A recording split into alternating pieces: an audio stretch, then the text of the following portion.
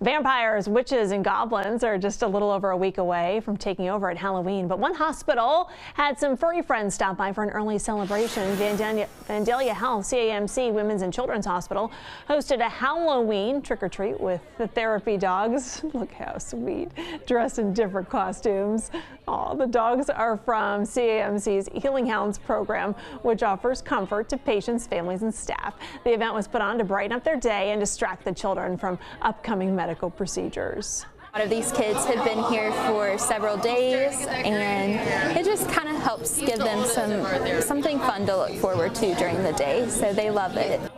No doubt. She says the hospital hosts events like this one year-round to give families and staff a comforting environment. Dogs just make everything better, don't they? We're back in a minute.